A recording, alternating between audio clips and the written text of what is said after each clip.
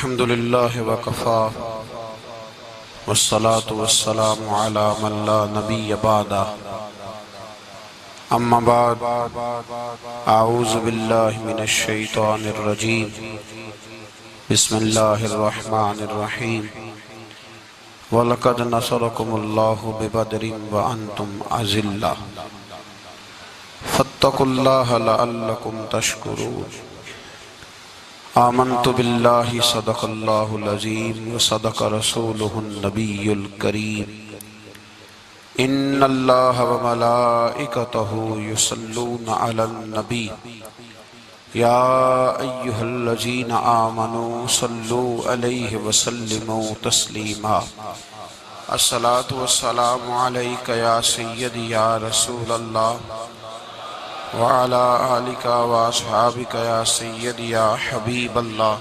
الصلاة والسلام عليك يا سيدي يا نبي الله وعلى آلك وأصحابك يا سيدي يا نور الله اللهم صل على سيدنا ومولانا محمد معدن الجود والكرم وآلہ وبارک وسلم۔ حمد و صلاة کے بعد عالم اسلام کی تاریخ کا بہت بڑا دن 17 رمضان مبارک، جس دن اسلام کا سب سے پہلا معرکہ کفر کے ساتھ پیش آیا اور اس کو معرکہ بدر اور غزوہ بدر کہا جاتا ہے۔ اس کو قرآن مجید نے یوم الفرقان بھی کہا ہے، فرق کرنے کا دن۔ یہ وہ پہلا معرکہ ہے جس کی دھاک کفر کے سینے پہ ایسی بیٹھی ہے کہ آج تک عالم کفر بدر کی للکار سے کانپتا ہے۔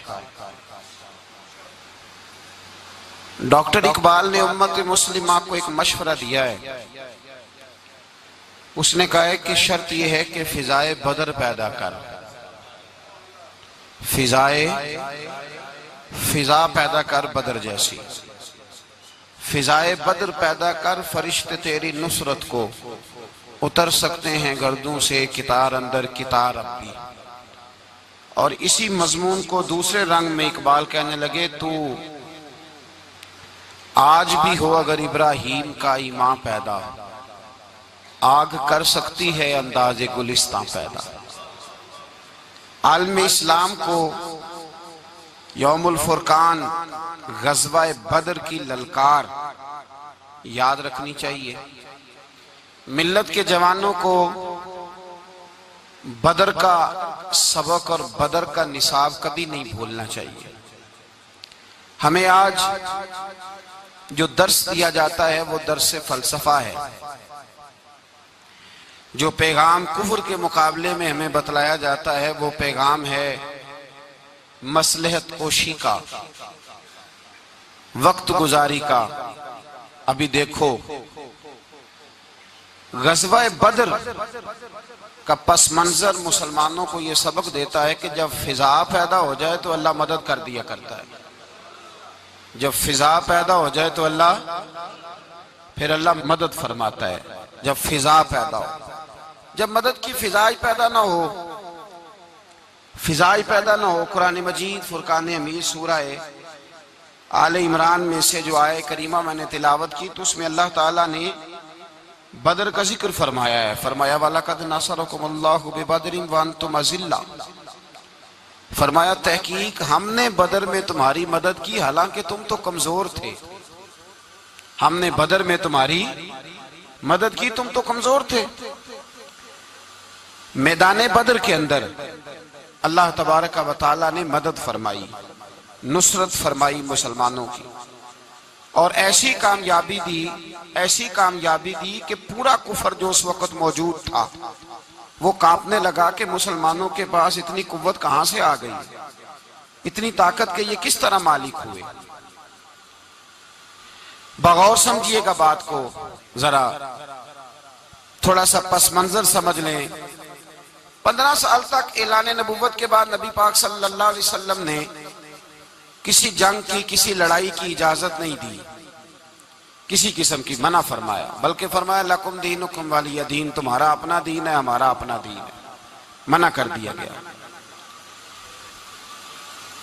مسلمان ہجرت کر کے آ گئے مکہ سے مدینہ، لیکن یہاں بھی قریش مکہ اور کفار مکہ نے عالم اسلام کو، مسلمانوں کو، نبی پاک صلی اللہ علیہ وسلم کو سکون سے بیٹھنے نہیں دیا، پریشان کرتے رہتے تھے۔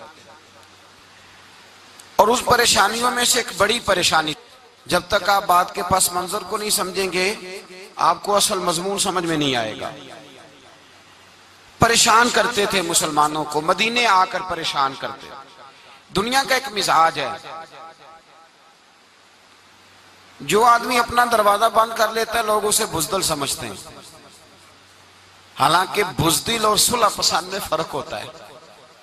بزدل اور ہوتا ہے، صلح پسند، کچھ لوگ صلح پسند ہوتے ہیں، لوگ انہیں بزدل کا طعنہ دیتے ہیں۔ تو جو آدمی دروازہ بند کر لیتا ہے نا، یا تھوڑا سا احتیاط کرتا ہے، تو لوگ سمجھتے ہیں کہ یہ بزدل ہے، کمزور ہے، میں نے ڈانٹا ہے تو بھاگ گیا ہے، حالانکہ ایسا نہیں ہوتا، وہ شخص صلح پسند ہوتا ہے۔ میرے رسول کریم سید عالم صلی اللہ علیہ وسلم کی ذات صلح پسند ہے۔ حضور علیہ السلام نے صلح کو اہمیت دی ہے، اور وَصُلْحُ خیر، صلح ہی بہتر ہے۔ انہی لفظوں کے ساتھ محبوب نے ہمیں تعلیم ارشاد فرمائی ہے، صلح کو درجہ دیا ہے۔ تو 15 سال تک کوئی لڑائی نہیں لڑی۔ اب انہوں نے سمجھا شاید مسلمان بزدل ہیں، یہ تو تلوار ہی نہیں اٹھاتے، یہ تو شاید جانتے ہی نہیں اس فن کو، ان کو تو خبر ہی نہیں۔ یہ کیا کرتے کہ مسلمانوں کو مدینے آ کے تنگ کرتے، گھر تک آ جاتے۔ مکے کے قریش مدینے کے قریب آ کے مسلمانوں کو لوٹ کے لے جاتے۔ کئی دفعہ ایسا ہوا کہ انہوں نے آ کر کے یہاں سے بکریاں، اونٹ اور کئی اور چیزیں چوری کر کے لے گئے۔ تو مسلمان پریشان رہنے لگے۔ اللہ پاک نے طاقت دے دی، قوت دے دی مسلمانوں کو۔ حضرت عمر فاروق جیسے لوگ کلمہ پڑھ گئے، حضرت امیر حمزہ جیسے لوگ آ گئے، حضرت ابو عبیدہ بن جراح جیسے لوگ آ گئے، حضرت سیدنا سعد بن ابی وقاص جیسے دلیر اللہ نے عالم اسلام کو عطا فرمائے۔ قوت آ گئی۔ حرِّضِ المؤمنین علی القتال، محبوب اب تیار کریں مومنوں کو لڑائی کے لیے۔ ایک قافلہ آ رہا تھا، ابو سفیان مال لے کے ایک سفر پہ نکلا ہوا تھا، اس میں قریش کے سارے لوگوں کا مال تھا۔ اس زمانے میں بھی پارٹنر بن کے کاروبار ہوتا تھا، سارے مکے والے ایک بندے کوئی مال دے کے بھیج دیتے تھے، میرا بھی بیچ آنا، میرا بھی بیچ آنا۔ وہ سال کے بعد ایک ہی جاتا تھا، سارے جا کے۔ عرب کے جاہل معاشرے کے اندر بھی دھوکہ کرنا اور جھوٹ بولنا عیب سمجھا جاتا تھا، لوگ کسی کے پیسے پر نظر نہیں رکھتے۔ یہاں معاذ اللہ لوگ کلمہ پڑھ کے اس بات کا خیال نہیں رکھتے کہ مال کس کا ہے اور ہم کس طرح سے اسے استعمال کرنا ہے۔ تو ابو سفیان سب کا مال لے کے نکلے۔ جب یہ مدینے کے واپس آ رہے تھے نا، شام سے ہجرت کر کے مدینے کے پاس سے گزرنے لگے، تو اللہ کے رسول سید عالم علیہ السلام نے مسلمانوں سے کہا کہ چلو ہم بھی ان کا ایک قافلہ روک لیں، انہیں احساس دلائیں کہ تم ہمارے ساتھ زیادتی کرتے ہو تو بازو میں ہمارے بھی قوت ہے۔ اس ارادے کے ساتھ حضور نکلے۔ ابو سفیان بڑے تیز آدمی تھے، کسی نے خبر کر دی کہ وہ تو آ رہے ہیں تیرا قافلہ روکنے کے لیے۔ اب حضور سید عالم جب چلے مدینہ منورہ سے تو 313 لوگ حضور کے ساتھ تھے۔ کتنے جی؟ بولیے 313۔ تحقیق یہ ہے کہ 312 تھے، حضرت عثمان غنی کو شامل کیا گیا بدریوں میں، لیکن حضور انہیں چھوڑ گئے تھے، اس لیے کہ ان کی زوجہ اور نبی پاک کی پیاری صاحبزادی بڑی علیل تھی، فرمایا تو میری بیٹی کے لیے رہ جا۔ تو 313 لوگ حضور لے کے نکلے، 6 زرہیں، 8 تلواریں، چند گھوڑے۔ خود رسول پاک صلی اللہ علیہ وسلم جس گھوڑے پہ تھے، گھوڑا ایک تھا، سواریاں 3 تھی۔ حضرت مولا علی بھی تھے، جناب زید بھی تھے، نبی پاک بھی تھے۔ فرمایا کبھی تو بیٹھے گا، کبھی علی بیٹھیں گے، کبھی زید بیٹھیں گے، کبھی میں بیٹھوں گا۔ جب حضور کی پیدل چلنے کی باری آتی تو حضرت زید عرض کرتے حضور نہیں آپ بیٹھ جائیں، میں پیدل چلتا ہوں۔ حضرت علی کہتے حضور آپ بیٹھ جائے میں پیدل چلتا ہوں، تو حضور فرماتے تمہیں ثواب کی زیادہ ضرورت ہے، مجھے بھی تو ضرورت ہے نا۔ تو رسول کائنات سید عالم صلی اللہ علیہ وسلم بھی پیدل چلتے، یہ تھوڑا سا سامان لے کے نکلے، ابو سفیان کو اطلاع ہو گئی کہ وہ تو آ رہے ہیں۔ ابو سفیان نے ایک آدمی کو دوڑایا۔ اس زمانے میں جب کوئی بری خبر دینی ہوتی تھی تو وہ آدمی اپنے کان میں سوراخ کرتا تھا، لہو نکال لیتا تھا۔ وہ جس آدمی کو بھیجا اس نے اپنے کانوں سے لہو نکالا، اپنے اونٹ کے کان کاٹ ڈالے، چیخے مارنے لگا، مکے والوں دوڑو، مسلمانوں نے تمہارا قافلہ لوٹ لیا ہے، بھاگو۔ اب وہ تو پہلے دلیر تھے کہ یہ ہم سے چھپتے پھرتے ہیں شاید معاذ اللہ۔ انہوں نے کیا کیا کہ 1000 کا لشکر، ہر آدمی کے پاس گھوڑا، ہر آدمی کے پاس تلوار، نیزہ، سارے عتبہ، عتیبہ، شیبہ، ابو البختری، امیہ بن خلف، ابو جہل، سارے اکٹھے ہو کے آئے اور نکلے میدان بدر کی جانب۔ ادھر ابو سفیان اس آدمی کو بھیج کے تو دریا کے رستہ ہی بدل گیا، مدینے کے رستے آیا ہی نہیں، خود بچ گیا۔ اور جب بچ کے نکلا نا تو اس نے ایک آدمی بھیجا کہ قافلہ محفوظ ہو گیا ہے، تم لوگ فکر نہ کرو۔ اس نے جا کے پیغام دیا ابو جہل کو کہ ابو سفیان کہتا ہے میں بچ گیا ہوں، مجھے کوئی خطرہ نہیں، اب تم لوگ کسی قسم کی تکلیف نہ کرو، تکلف نہ کرو، واپس چلے جاؤ۔ ابو جہل کہنے لگا نہیں، اب تو ہم واپس نہیں جائیں گے، اب تو ہم ان کا کچھ کر کے ہی جائیں گے۔ سمجھ آ رہی ہے میری باتوں؟ پس منظر سمجھ میں آ رہا ہے، اب نہیں واپس جانا، نکلے ہیں تو کچھ کریں گے۔ اب جب میدان کے اندر آنے کے لیے تیاری ہو رہی ہے، ادھر سے پتہ چل گیا، نبی پاک صلی اللہ علیہ وسلم کو اطلاع ہوئی کہ ابو سفیان تو اپنا لشکر بچا کے، قافلہ بچا کے لے گئے، لیکن قریش بضد ہیں آنے کے لیے۔ نبی پاک صلی اللہ علیہ وسلم نے ایک جگہ پہ تمام مسلمانوں کو جمع کیا۔ یہ بات قابل غور ہے۔ حضور نے فرمایا بھی 1000 کا لشکر اسلحے سے لیس ہو کے آ رہا ہے، تم 313 ہو، تمہارا ارادہ کیا ہے؟ نہ تمہارے پاس زرہیں ہیں، نہ تلواریں ہیں، نہ تمہارے پاس نیزہ ہے، نہ تیر ہے، کیا کرنا ہے؟ صحابہ کرام علیہم رضوان فرماتے ہیں جب نبی پاک صلی اللہ تعالیٰ علیہ وسلم نے مشورہ لیا نا تو سب سے پہلے جو شخصیت اٹھی وہ حضرت ابوبکر صدیق کی ذات تھی۔ جناب صدیق اکبر اٹھے، عرض کرنے لگے محبوبہ بات ہی کوئی نہیں، آپ حکم کریں، ہم تو بڑی دیر سے تیار بیٹھے۔ حضرت عمر کہنے لگے حضور میں تو تھک گیا ہوں انتظار کر کر کے۔ اور شیر خدا مولا کائنات علی المرتضیٰ رضی اللہ تعالیٰ عنہ کہنے لگے محبوبہ زنگ لگ گیا میری تلوار کو، زنگ لگ گیا، کوئی موقع ملے دیواریں ہلتی رہتی ہیں اور در کانپ جاتا ہے، علی کا نام سن کے اب بھی خیبر کانپ جاتا ہے۔ فرمایا حضور زنگ لگ گیا، مہربانی کریں، جلدی کریں، ہم تو تیار بیٹھے۔ حضور نے پھر توجہ کی، نبی پاک صلی اللہ تعالیٰ علیہ وسلم نے پھر توجہ کی، تو یہ تو سارے وہ بول رہے ہیں جو میرے ساتھ مکے سے آئے ہوئے ہیں، مدینے والے بھی تو بولے نا۔ تو مدینے والوں میں سے حضرت مقداد اٹھے، حضرت مقداد رضی اللہ تعالیٰ عنہ، اور اٹھ کے عرض کرنے لگے یا رسول اللہ آپ کا اشارہ ہماری جانب ہے؟ حضور نے فرمایا ہاں تمہاری جانب ہے۔ تو کیا خوبصورت جواب ہے، اور کیا انداز تکلم ہے، اور کیا گفتگو میں حسن ہے، اور کیا پس منظر ہے، اور کیا دلیل ہے، اور کیا تاریخ کا مطالعہ ہے۔ حضرت مقداد کہنے لگے یا رسول اللہ ہم کوئی حضرت موسیٰ علیہ السلام کی قوم نہیں کہ آپ سے کہیں گے آپ لڑے یا آپ کا خدا لڑے۔ یا رسول اللہ ہم خشکیوں میں بھی لڑیں گے، دریاؤں میں بھی لڑیں گے، ہم خشکیوں دشت تو دشت ہیں، صحرا بھی نہ چھوڑے ہم نے، اور بحر ظلمات میں دوڑا دیے گھوڑے ہم نے۔ کہا حضور ہم وہ نہیں ہیں کہ جو آپ سے کہیں گے آپ لڑیں اور آپ کا خدا لڑے، ہم تو تیار ہیں، آپ جلدی کریں۔ پھر حضرت سعد اٹھے، سعد بن عبادہ رضی اللہ تعالیٰ عنہ اٹھے اور کیا خوبصورت عرض کیا، کہا یا رسول اللہ کس سے لڑنا ہے؟ حضور بولیے ذرا یا رسول اللہ۔ حضور نے فرمایا قریش مکہ سے۔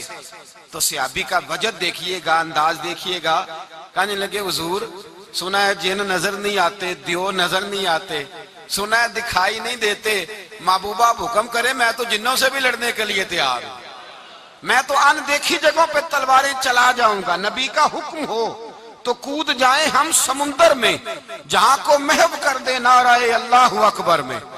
یا رسول اللہ حکم کریں کس سے لڑنا ہے؟ میرے نبی پاک خوش ہو گئے، حضور خوش ہوئے، چہرے پہ مسکراہٹ دوڑی، فرمایا تم پر کوئی غلبہ پا ہی نہیں سکتا۔ فرمایا چلو اب اٹھو چلیں، نہ تلواریں ہیں نہ گھوڑے ہیں نہ کوئی شے ہے نہ پاس اسلحہ ہے نہ کوئی بظاہر طاقت ہے۔ حضور اٹھے تو ایک ننھا مجاہد حضرت سعد بن ابی وقاص کے چھوٹے بھائی عمیر بن ابی وقاص، قد چھوٹا، حضور نے فرمایا سعد چلے عمیر رہ جائے، سعد چلے اور عمیر یہ چھوٹے ہیں۔ حضرت سعد کہتے ہیں میری عمر ابھی اس وقت تھوڑی تھی، میں 16-17 سال کا جوان تھا، تو بھائی اس سے بھی چھوٹے تھے، فرمایا تو رہ جا۔ اللہ اکبر۔ تو کہتے ہیں دیکھو عمر دیکھو، اور منانے کا انداز کیا ہے، جا رہے ہیں جہاد کے لیے، تو بچہ رو نہیں پڑتا گھر میں؟ حضرت عمیر رونے لگے، کہنے لگے نہیں نہیں میں نے بھی جانا ہے۔ رونا کہاں جانا ہے بھائی؟ کوئی کھیلنے جا رہے ہیں، کوئی کھیلنے جا رہے ہیں، سیر کو جا رہے ہیں، کوئی جو ہے وہ کسی تفریح کے لیے نکل رہے ہیں، نہیں میں نے بھی جانا ہے۔ حضور نے فرمایا بیٹے تلواروں کی چھاؤں میں جا رہے ہیں، وہاں گرجدار آوازیں ہوں گی، وہاں سینے کٹیں گے، گردنوں پہ ضرب لگے گی۔ تو حضرت عمیر بن ابی وقاص نے نا اپنی ایڑیاں اٹھا لی، پنجوں کے بل کھڑے ہو گئے، کہنے لگے سونیا میں گردن کٹانے کو تیار ہوں۔ تو حضور نے فرمایا تیرا بڑا بھائی چلا جو ہے۔ حضرت عمیر کہنے لگے حضور قد میں بڑا ہے طاقت میں نہیں بڑا، قد میں بڑا ہے طاقت میں، کہا یہ قد میں بڑا ہے جسامت میں بڑا ہے طاقت میں نہیں بڑا۔ حضور نے فرمایا کیسے پتا چلے گا؟ کہا حضور کشتی کرا لیں، کشتی کرا لیں۔ چشم فلک نے عجیب نظارے دیکھے، محبوبہ کشتی کرا لیں۔ حضور نے فرمایا کرو کشتی، کرا لیتے ہیں، کرو کشتی۔ کشتی شروع ہوئی تو سبحان اللہ کیسی عجیب اور منفرد کشتی ہے۔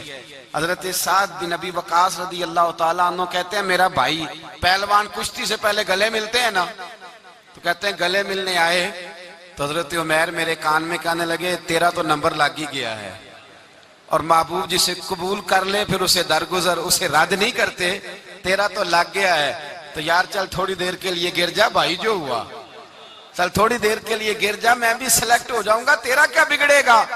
قربان جائیں۔ امام زرقانی کہتے ہیں نبی پاک کی آنکھوں میں آنسو آ گئے، حضور نے بات سنی تو رو پڑے، فرمایا ہم پر بھی کوئی غلبہ پا سکتا ہے؟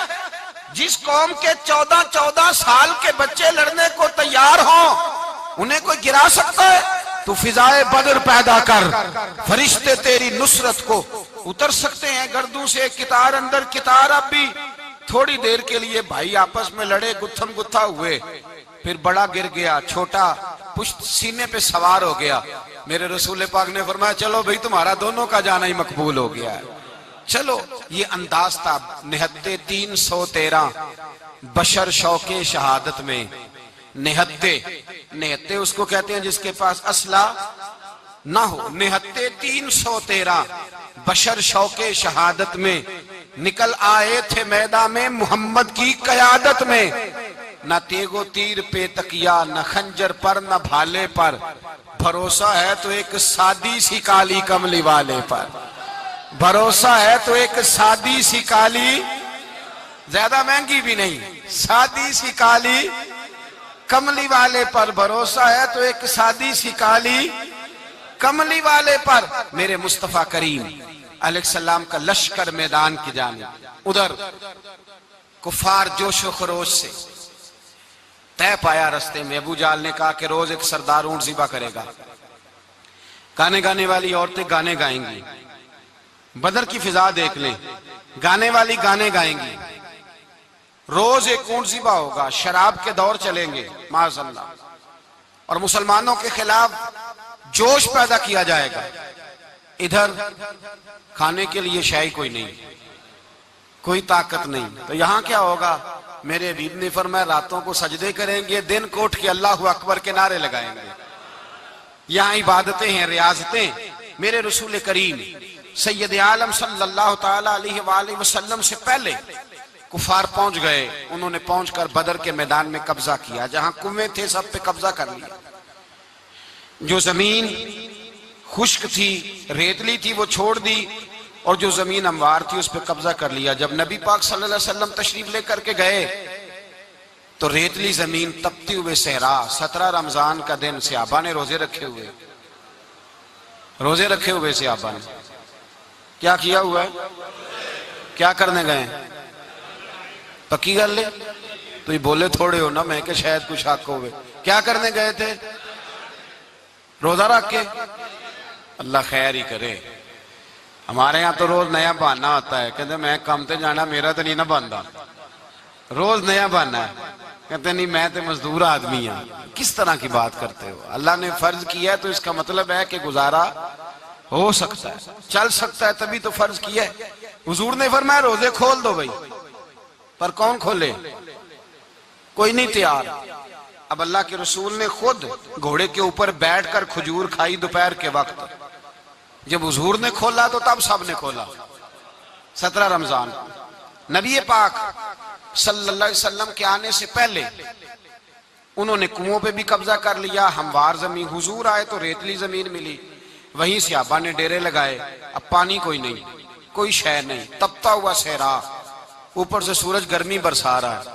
حفیظ جلندری کہتے ہیں کہ زمین دعا مانگنے لگ گئی، زمین دعا مانگنے لگی، زمین کہنے لگی خدا بندہ مہربانی فرما، تیرے رسول آئے ہیں تو اب ذرا مجھے ٹھنڈا نہیں کر دیتا۔ حفیظ جلندری کا نظریہ ہے، وہ کہتے ہیں زمین دعا مانگنے لگی، زمین کہنے لگی مولا تیرے حبیب کے قدم جب میری اس خاک پہ آئے، الہی حکم دے سورج کو اب نہ آگ برسائے۔ زمین کہتی ہے تیرے حبیب کے قدم جب میری اس خاک پہ آئے، الہی حکم دے سورج کو اب نہ آگ برسائے۔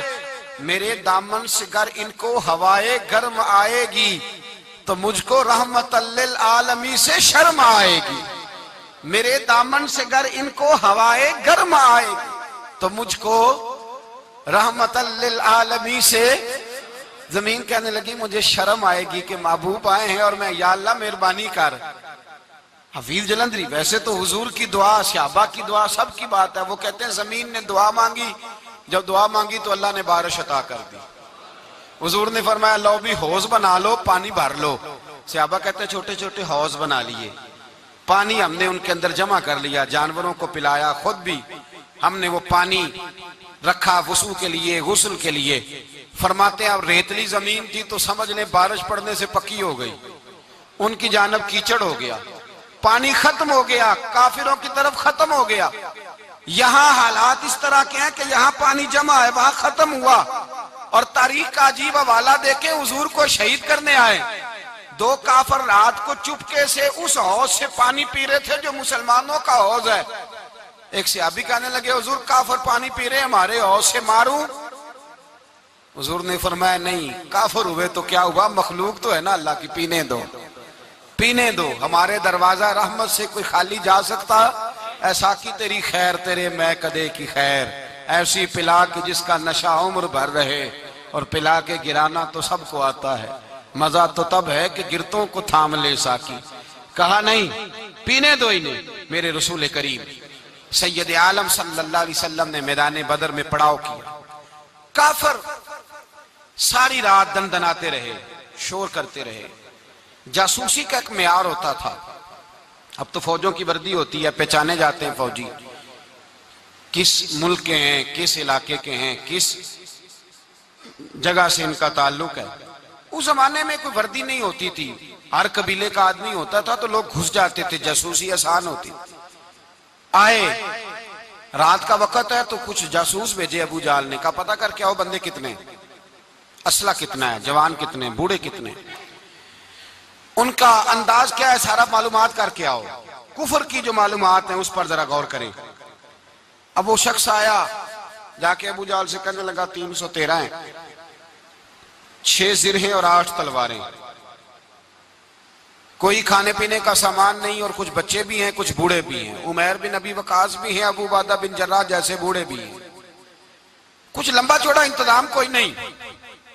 ابو جہل بڑا کھل کھلا کے ہنسا، جاسوس واپس آئے نا تو کھل کھلا کے ہنسا، کہنے لگا اس طرح کرو کہ کہ جنگ کرنے کی ضرورت نہیں، انہیں نہ صبح سب کو گھوڑوں کی پشتوں پہ باندھ کے نہ تو لے چلتے ہیں مکے، وہاں جا کے دیکھیں گے ان کا کیا کرنا ہے، ان کو باندھ لو گھوڑوں کی اونٹوں کی پشتوں پر، تو وہاں جا کے دیکھیں گے۔ جب یہ بات کی تو جاسوس کہنے لگا ٹھہر جا، پوری بات تو سن لے، میری پوری سن تو لے، تبصرہ تو نے شروع کر دیا ہے۔ اس نے کہا چل سنا پوری۔ اس نے کہا ہے 313 پر سارے سر پہ کفن باندھ کے آئے ہوئے ہیں 313 پر بچے سے لے کر بوڑھے تک، میں جس کو پاس بھی گیا ہوں وہ مصلی پہ بیٹھا ہے اور شہادت کی دعا مانگ رہا ہے۔ مصلی پہ شہادت ہے، مطلوب مقصود مومن، نہ مال غنیمت نہ کشور کشائی، ہیں تھوڑے پر آئے مرنے ہیں، جان دینے آئے ہیں، واپس جانے کا ارادہ کوئی نہیں کسی کا بھی، آئے سارے حضور کے نام پر قربان ہونے۔ ابو جہل ساری رات شراب پیتا رہا، مغویہ گانے گانے والی عورتیں ساری رات گانے گاتی رہیں، اور ادھر انداز بڑا نرالا ہے۔ حضرت ابو بکر صدیق رضی اللہ تعالیٰ عنہ فرماتے ہیں کہ صحابہ نے مشورہ کیا کہ نبی پاک صلی اللہ تعالیٰ علیہ وسلم کی طرف سب سے پہلے توجہ کریں گے کافر، حضور کے لیے کسی محفوظ جگہ کا بندوبست کیا جائے، ایک چھپر، ایک عریش، ایک جھونپڑی پہاڑ کے اوپر بنا دی گئی حضور کے لیے۔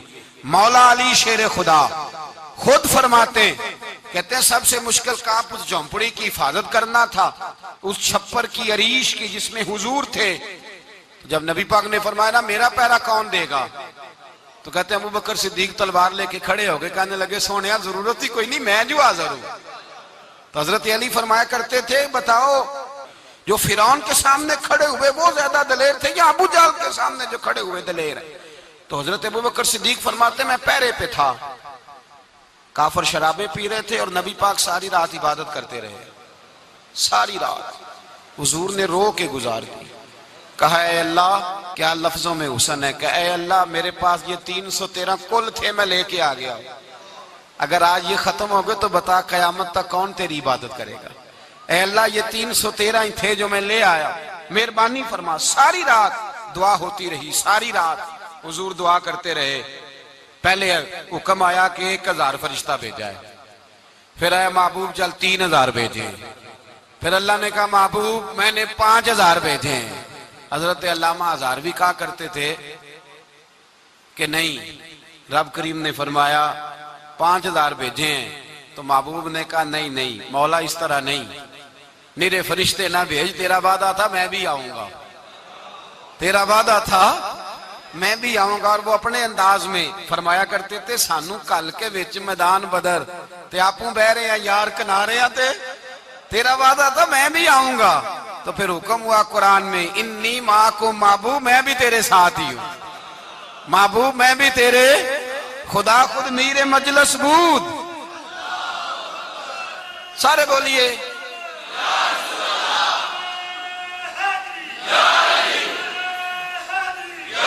بھئی آج تو دن ہے نا نعرے لگانے کا، یوم البدر منا رہے ہیں، تو آج تو ٹھنڈا ٹھنڈا نعرہ نہ لگائیں، میں نے اپیل کی تھی کہ نعرہ تحقیق بھی لگایا کریں۔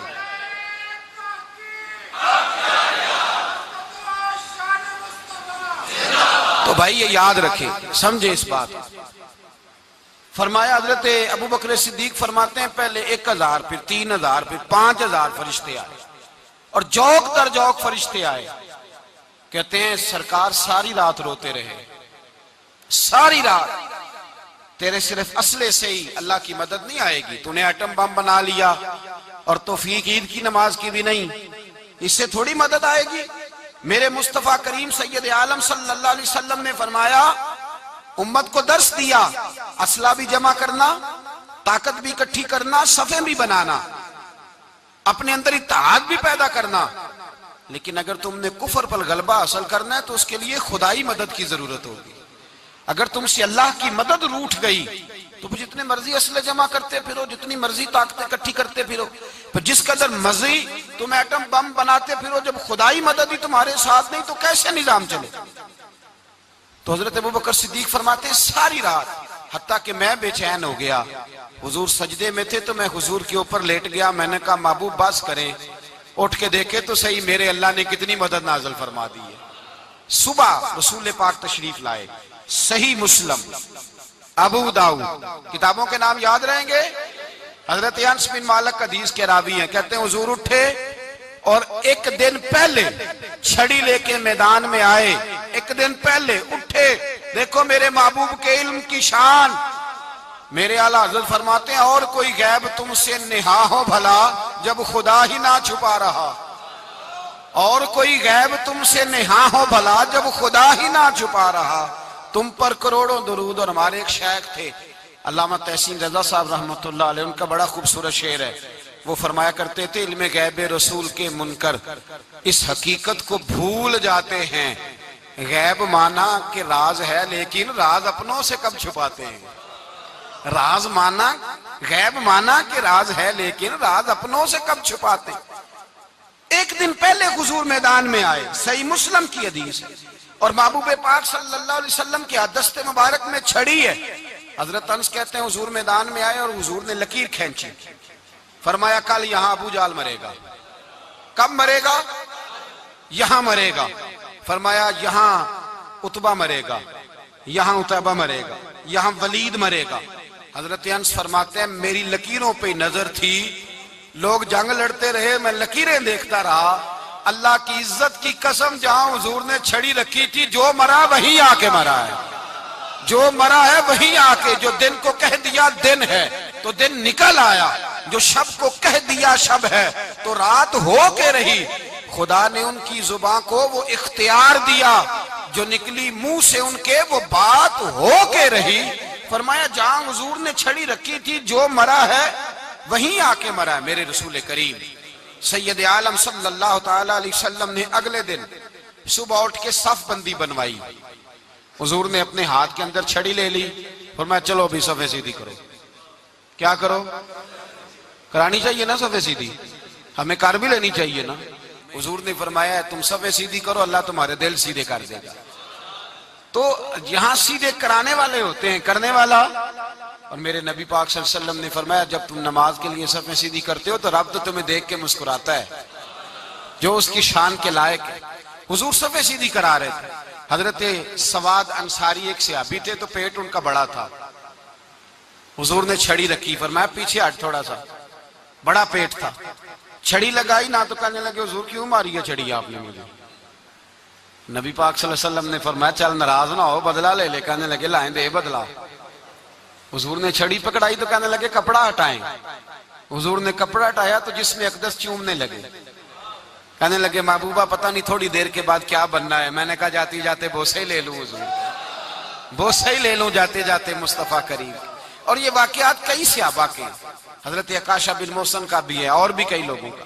میرے رسول پاک علیہ السلام میدان بدر میں، بدر کی فضا عرض کر رہا ہوں، دو صحابی تھے، ایک کا نام حضرت حذیفہ بن یمان اور ایک کا نام حضرت حسیل۔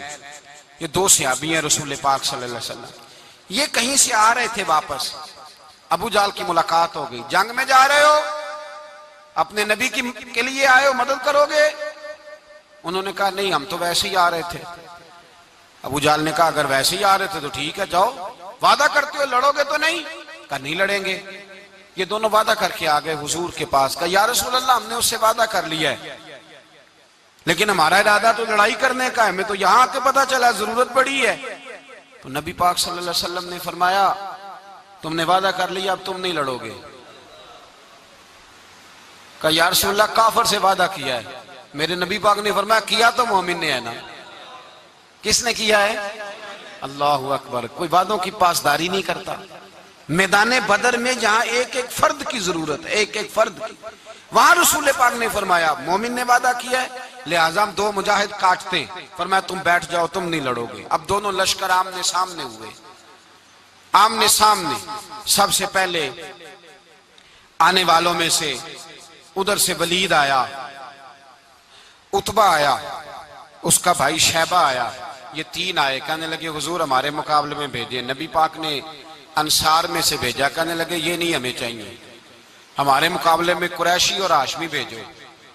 برادری کا بڑا شوق تھا نا قریشی۔ حضور نے فرمایا چلو تمہارا جلدی مرنے کا ارادہ ہے تو بھیج دیتے، ٹھیک ہے تمہارے پائے کے بھیج دیتے ہیں۔ حضور نے فرمایا چلو امیر حمزہ اٹھو۔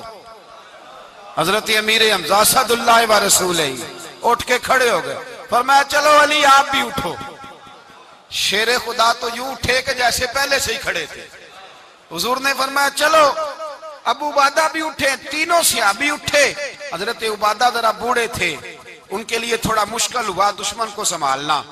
باقی تو دونوں نے کاٹ کے رکھ دیے دشمن.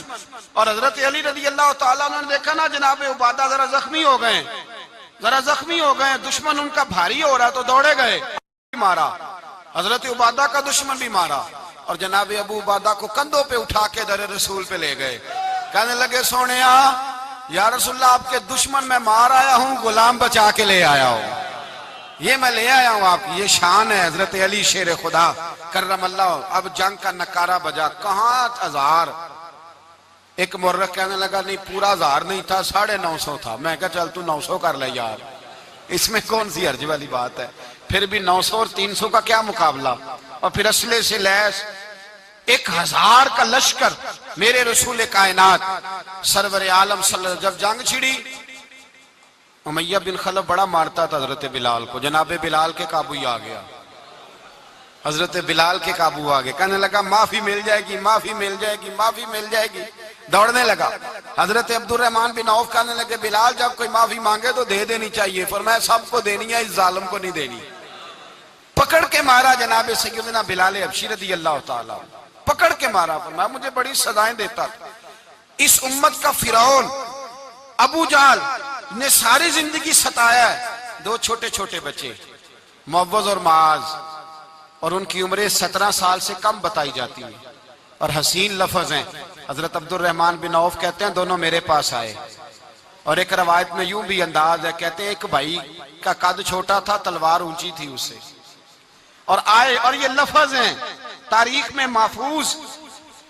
آئے آ کے کہنے لگے عبد الرحمن سے چچا ابو جہل کدھر ہے. تو میں نے کہا تم نے کیا کرنا ہے. ان کا جواب پتہ کیا ہے, یہ نہیں کہا کہ دین کا دشمن ہے, یہ نہیں کہا بڑا ظالم ہے اس لیے مارنا ہے. کہا تم کیا کرو گے. تو جواب وہ شاہ نامہ اسلام نے اپنے لفظوں میں بیان کیا. کہنے لگے مریں گے. زیادہ یہی ہے نا کہ ہم کمزور ہے. پوچھنے کا سٹائل یہ تھا کہ تم بچے ہو, تم نے کیا کرنا ہے. تو پتہ ان کا جواب کیا ہے. حفیظ جلندری کہتے ہیں وہ کہنے لگے مریں گے یا ماریں گے ناری کو. سنا ہے گالیاں دیتا ہے وہ محبوب باری کو صلی اللہ علیہ وسلم. کہنے لگے ہمارے نبی کو معاذ اللہ برا کہتا ہے. چھوڑیں گے نہیں, جانا ضرور ہے. اگر اسے مار نہ سکے تو مار کے تو آ جائیں گے نا, جانا ضرور ہے. تو کہتے ہیں ہم نے اشارہ کیا. میں نے کہا وہ گھوڑے پہ جا رہا ہے, وہ دیکھو. کہتے ہیں بس چھلانگے لگاتے دوڑے, بھاگے گئے. ایک نے اچھل کے تلوار ماری, دوسرے نے بھی گرایا, تیسرے نے بھی زخمی کیا. ابو جہل نے تلوار ماری تو ایک بھائی کا بازو کٹ گیا. بازو کٹ گیا تو ہلکا سا گوشت لٹک رہا تھا, اس نے پیر رکھ کے گوشت بھی جدا کر دیا اور کاٹا ابو جہل کو. جب نیچے گرا تو اب عبداللہ ابن مسعود آئے, دیکھا کچھ جان باقی ہے, رسی جل گئی, بال نہیں گئے. حضرت عبداللہ ابن مسعود جب گلا کاٹنے لگے تو کہنے لگا ذرا نا گردن نیچے سے رکھ کے کاٹنا, گردن ذرا نیچے رکھ کے کاٹنا. فرمایا کیوں. کہنے لگا ذرا سردار ہوں, گردنوں میں پڑی گردن میری اونچی نظر آنی چاہیے. رسی جل گئی پر بال. کہنے لگا ایسا نہ ہو غلاموں میں پڑی ہو تو چودھری کی گردن لہذا ہی نہ نظر آئے, ذرا نیچے سے رکھ کے کاٹنا. حضرت عبداللہ ابن مسعود رضی اللہ تعالیٰ انہوں نے گردن کو کاٹ ڈالا. میرے بھائی اب جنگ ختم ہونے لگی آہستہ آہستہ. دونوں بچے اپنی تلواریں لے کے در رسول پہ آئے. ایک کہنے لگا میں نے مارا ہے, دوسرا کہنے لگا حضور میں نے مارا ہے. حضور نے فرمایا تلواریں دکھاؤ, خون کس کو لگا ہے. جب خون دیکھا تو دونوں کو ایک جتنا لگا تھا. میرے حبیب مسکرائے, فرمایا تم دونوں نے مارا ہے, تم دونوں نے مارا ہے. میرے رسول پاک سید عالم صلی اللہ تعالی علیہ وسلم نے دیکھا امیہ بھی مر گیا. ابو البختری, عتبہ, عتیبہ, شیبہ, امیہ بن خلف, بڑے بڑے دشمن مر گئے. 70 کے قریب قتل ہوئے, 70 کے قریب گرفتار ہوئے, باقی بھاگ گئے. 14 صحابہ صرف شہید ہوئے. ان کے جو مر گئے نبی پاک نے کنویں کے اندر پھینک دیے, اور کنویں کے سرانے کھڑے ہو کے ذمہ داری سے, سیاستہ کی روایت عرض کر رہا ہوں, ذمہ داری سے حضور نے بدر کے کنویں پہ کھڑے ہو کے فرمایا او کافرو, او فلاں بن فلاں, او فلانے کے بیٹے فلانے, تم نے دیکھ لیا میرے رب کے وعدے کتنے سچے ہیں. حضرت عمر کہنے لگے حضور مردوں سے آپ باتیں کر رہے ہیں؟ تو نبی پاک نے فرمایا عمر جتنا تم سن رہے ہو اتنا یہ بھی سن رہے ہیں. اگر کافر سن سکتے ہیں تو داتا علی اجمیری نہیں سن سکتے؟ اگر کافر سن سکتے ہیں تو معین الدین اجمیری نہیں سن سکتے؟ کہاں بیٹھ کے تو عقیدہ پڑھتا رہا ہے؟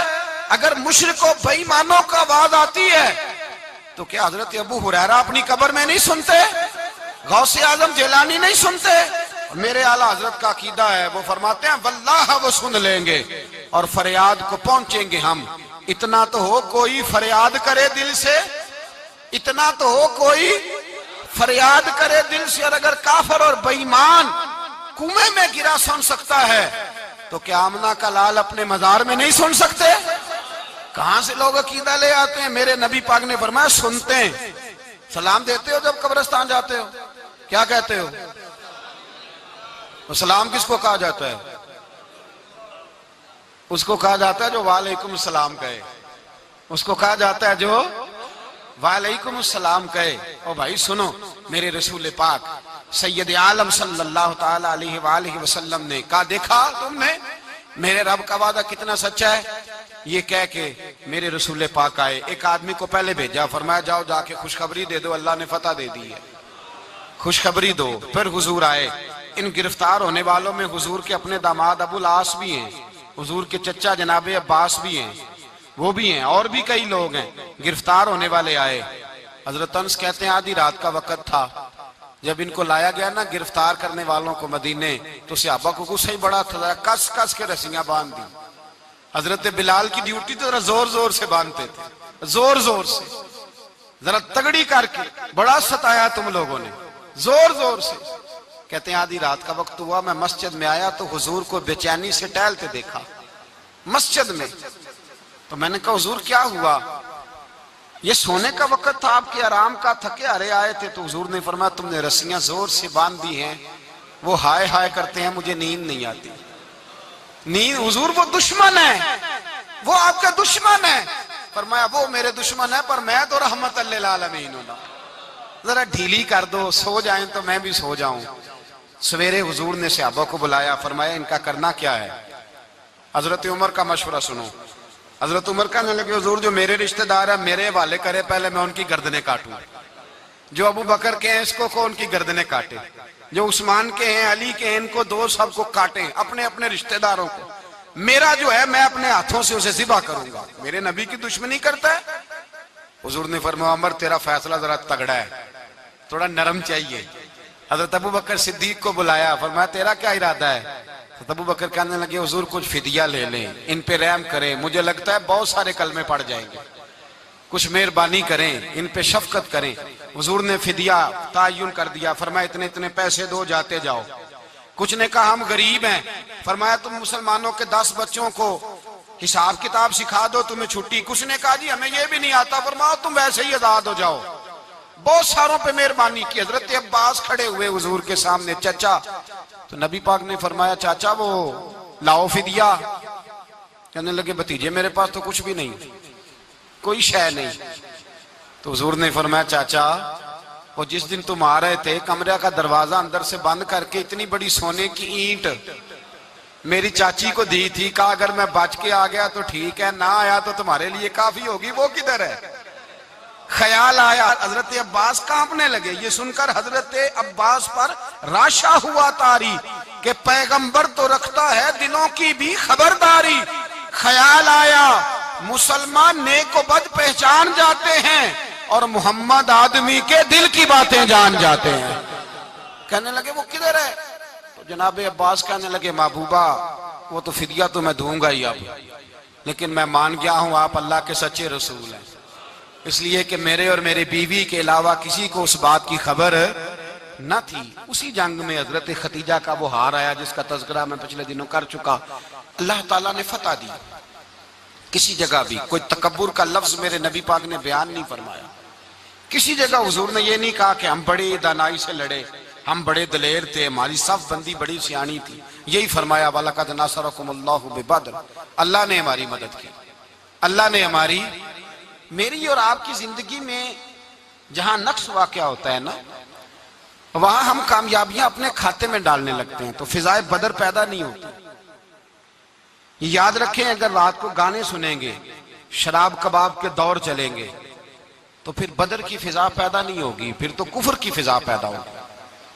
اور اگر رات کو مصلے آباد رہیں گے، میں نے کچھ دن پہلے کہا تھا جمعے میں، صلاح الدین ایوبی جب جنگ لڑ رہے تھے تو ایک بحری بیڑا آ رہا تھا دشمنوں کا اسلحہ لے کے، مسلمانوں کے پاس اسلحہ پہلے کم تھا، تو ایک بحری جہاز اور اسلحہ لے کے آ رہا تھا عیسائیوں کا.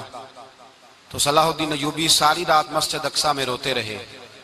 سویرے ایک بزرگ ملے تو کہنے لگے، پہلے رات کو بھی ان سے دعا کے لیے کہا، پھر سویرے صلاح الدین کہنے لگے حضور دعا کرنا، مسلمان پہلے ہی کمزور ہیں اور عیسائیوں کا ایک بحری بیڑا اسلحہ لے کے اور آ رہا ہے. تو بزرگ کہنے لگے وہ تو بیڑا غرق ہو گیا ہے، وہ غرق ہو گیا. کہا کہاں غرق ہوا؟ تو کہنے لگے تو ساری رات روتا رہا تو تیرے آنسوؤں میں ہی غرق ہو گیا ہے، تیرے آنسوؤں میں غرق ہو گیا، وہ اب نہیں آئے. کچھ دیر کے بعد خبر مل گئی واقعی ڈوب گیا ہے پانی میں.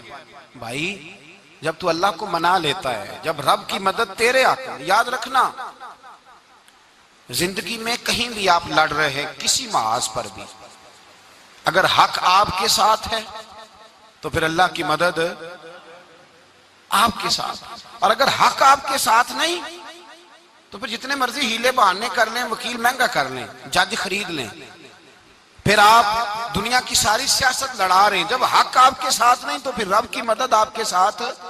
آج شام کے اندر روز قتل ہوتا ہے، برما کے مسلمانوں پر زمین تنگ ہے، کشمیر میں اتنا خون بہہ چکا ہے کہ اب شاید کشمیر کی وادی خون پیتی بھی نہیں، اتنا خون بہہ گیا ہے. فلسطین قبلہ اول مسلمانوں کا مسجد اقصی یہودی کے قبضے میں ہے. مسلمان اپنی اپنی اپنی اپنی، اور ظلم کی بات یہ ہے، ظلم کی بات کہ ہم توحید کا اعلان کرنے والے، توحید کے ٹھیکیدار بننے والے سلوٹ کرنے پہ آتے ہیں تو عیسائیوں کو بلا کے کرتے ہیں، یہودیوں کو بلا کے کرتے ہیں. میرے بھائی مسلمان کے پاس اسلحہ بھی ہے، پیسہ بھی ہے، دولت بھی ہے، ہر قسم کا ذخیرہ ہے، ضرورت یہ ہے کہ اسے خدا کی مدد نصیب ہو جائے. اللہ کی مدد جب تھی تو اسلحے کی ضرورت نہ تھی، جب تک خدا کی فضائے بدر پیدا کریں، فضائے بدر پیدا کریں. اگر حق آپ کے ساتھ ہے، اندر خلوص ہے اور آپ لڑ اللہ کے دین کے لیے رہے ہیں، ذاتی اگر نام و نمود ہے، خواہشات ہیں، ذاتی آپ کے مفادات ہیں، تو پھر بڑی جلدی یہ سفر ناکامیوں کا سفر ہو جاتا ہے. فضائے بدر پیدا کریں، رضا الہی کے لیے میدان میں نکلنے کا جذبہ اپنے دل میں پیدا کریں. بدر کے 14 صحابہ جو شہید ہوئے، وہ 14 صحابہ کو ہم سلام عقیدت پیش کرتے ہیں. ان 14 کے لوگوں کو شاید نام بھی نہ آتے ہوں، لیکن اسلامی تاریخ میں انہوں نے ایسا حسن بھرا ہے، ایسا حسن بھرا ہے کہ کافر آج بھی بدر کے نام سے کامتا ہے. نام نہ بنائیں دین کے معاملے میں، کام کریں. جو کام کرتا ہے اللہ اس کا نام بنا دیتا ہے. کام کریں اور کبھی بھی دین کی نصرت کے لیے جب نکلیں اپنے آپ کو آگے نہ کریں، دین کو آگے رکھیں. بدر والوں نے دین آگے رکھا تھا، اللہ نے انہیں کامیابی دی. جب سے نام آگے رکھنے، آج پوری امت مسلمہ میں صرف صدارت کا چکر ہے، کون ملک آگے لگے گا، کون آگے بڑھے گا. فضائے بدر پیدا ہو جائے گی تو دین آگے رہ جائے گا، شخصیات پیچھے ہو جائیں گی. اور یاد رکھیں نظریات بچیں تو شخصیات بھی باچی جاتی ہیں. نظریہ بچانا بڑا ضروری ہے. میرے اعلیٰ حضرت فرماتے ہیں بے نشانوں کا نشان مٹتا نہیں، مٹتے مٹتے بھی نام ہو ہی جائے گا. تو فضائے بدر پیدا کر، فرشتے تیری نصرت کو اتر سکتے ہیں گردوں سے، کتار اندر کتار اب بھی. اور آج بھی ہو اگر ابراہیم کا ایمان پیدا تو آگ کر سکتی ہے انداز گل.